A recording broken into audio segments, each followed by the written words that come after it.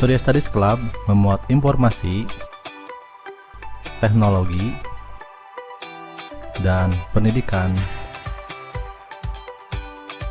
Setelah nonton, support like, subscribe, dan bunyikan belnya ya untuk mendapatkan informasi terbaru. Bismillahirrahmanirrahim. Assalamualaikum warahmatullahi wabarakatuh. Jumpa kembali bersama saya Rula Fadila dalam persiapan seleksi akademik PPG 2022. Bapak Ibu apa kabar? Semua tetap sehat selalu dan dipermudah semua urusannya dan dilancarkan ujiannya. Baik, Bapak Ibu sudah install SEB-nya dan sudah muncul di layar laptopnya. Selamat ya, Bapak Ibu sudah berhasil untuk mengikuti ujian nanti. Nah, kita akan kupas tuntas kendala teknis yang kemungkinan nanti akan terjadi pada saat kita ujian, dan kita akan mencari bagaimana solusi ketika masalah itu terjadi. Yuk kita simak videonya. Baik, kendala teknis peserta yang sering terjadi saat memulai ujian. Yang pertama yaitu muncul notifikasi ini, aplikasi SEB terblokir antivirus. Silakan tutup SEB dan disable antivirusnya. Kemudian dicoba membuka kembali file 2 mulai seleksi. Ini bagaimana caranya? Bapak Ibu cek kembali di Windows-nya. Kita akan simulasi. Bapak Ibu masuk ke search.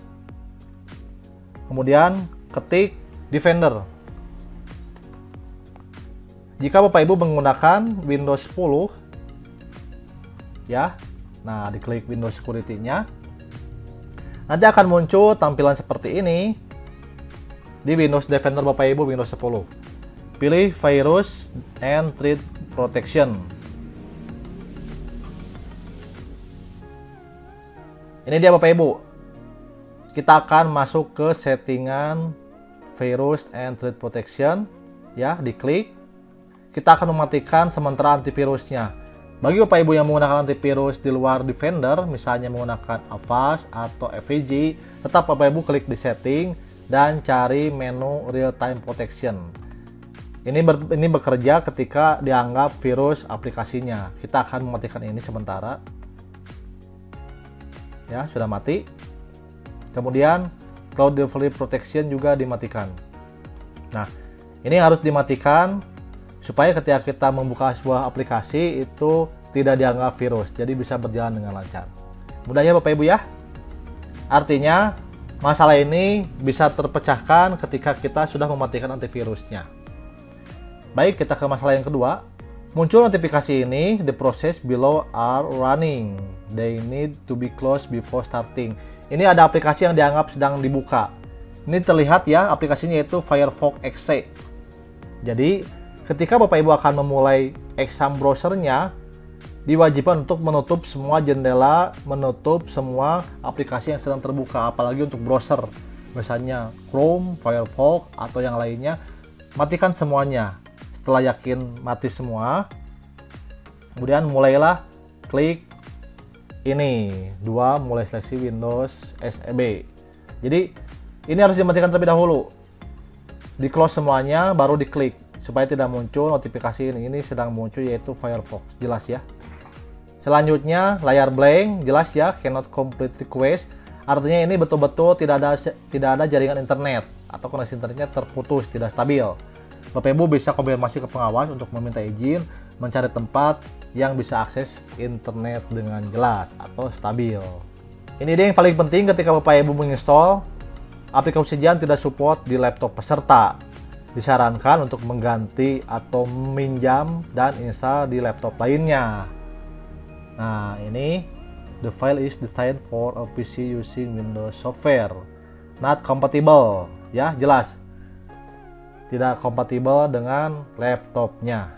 Jadi ini wajib mengganti laptopnya supaya bisa berjalan dengan lancar dan install kembali. Yang terakhir yaitu muncul notifikasi seperti ini, dianggap bahwa program SEB-nya bukan disetting sebagai default, artinya tidak masuk ke SEB-nya. Nah, ini sering terjadi pada aplikasi yang lain, jadi kita harus manual di search aplikasinya. Ini contohnya masuk ke Word ya, kita cek. Bapak Ibu, kita akan mulai untuk memindahkan direktorinya. Klik kanan, kemudian open with. Ini misalnya defaultnya itu bukan ke exam browser, tapi ke PDF atau ke Word. Kita klik More Apps, scroll ke bawah, dan pilih ini look for another apps on this PC. Nah, dia akan mencari instalasi SMB-nya di mana. Scroll. Ingat ya, instalasinya di program file 32. Nah, di sini. Bukan di sini.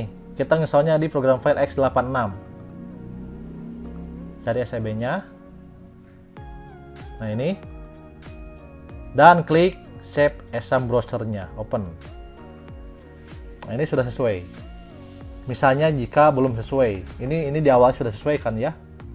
Baik, selanjutnya Bapak Ibu, setelah kita kupas tuntas di laptopnya, kita akan kaji di aplikasi zoom-nya. Misal ketika kamera zoom Bapak Ibu tidak tampil ke pengawas, artinya tidak muncul ya di layarnya, maka Bapak Ibu akan diberikan waktu 10 menit maksimal untuk memperbaikinya. Apabila tidak berhasil, mohon maaf Bapak Ibu, maka ujian dihentikan dan peserta dinyatakan tidak lulus. Wah, jadi ini jangan sampai terjadi Bapak Ibu ya. Caranya seperti ini. Bapak Ibu bisa menyiapkan kamera HP. Jadi coba kembali cek kameranya ketika zoom awal kita sudah meluncur dan sudah dipastikan menyala. Jika di tengah jalan tidak menyala, maka Bapak Ibu harus mempersiapkan kamera kedua. Bisa menggunakan kamera HP, menggunakan kabel USB, dan disetting untuk ke kamera HP. Nanti caranya bisa cari di web untuk aplikasi dari HP ke laptop. Nah, syukur-syukur Bapak Ibu sudah menggunakan webcam juga, webcam eksternal. Jadi Bapak Ibu bisa memasang webcam eksternal dan dimasukkan ke USB-nya. Jadi nanti Bapak Ibu bisa minta izin ke pengawas untuk menggunakan USB eksternal. Meskipun di tata tertib Bapak Ibu hanya boleh memasukkan atau menancapkan satu kabel saja, yaitu kabel charger, tapi ini kan darurat. Kamera laptopnya bermasalah, maka Bapak Ibu bisa menggunakan kamera dari HP atau menggunakan webcam eksternal. Jika tidak dilaksanakan, nanti Bapak Ibu akan dinyatakan tidak lulus. Ini sangat penting sekali Bapak Ibu ya. Nah, selanjutnya jika terjadi force majeure, jika terjadi darurat, bencana alam, gempa, badai, longsor, dan sebagainya, yang mengganggu pelaksanaan seleksi berbasis domisili, maka pelaksanaan ujian akan ditunda dan dijadwal ulang. Atau jika ada gangguan server, maka ujian akan ditunda maksimal 60 menit. Jika dalam waktu 60 menit masalah tidak diatasi, maka pelaksanaan ujian akan ditunda dan proses selanjutnya akan diinformasikan melalui grup WhatsApp-nya. Yang terakhir yaitu putus koneksi internet. Maka Bapak Ibu akan diberikan waktu 10 menit saja untuk memperbaikinya. Ya, jika tidak berhasil, maka Bapak Ibu mohon maaf akan dinyatakan tidak lulus dan tidak diperbolehkan melanjutkan ujian. Bapak Ibu jangan sampai terjadi ya. Itulah kupas tuntas kendala teknis yang mungkin akan terjadi pada laptop kita dan HP-nya. Semoga bermanfaat, semangat Bapak Ibu ya, semoga lancar dalam ujiannya. Sampai jumpa di video selanjutnya. Wassalamualaikum warahmatullahi wabarakatuh.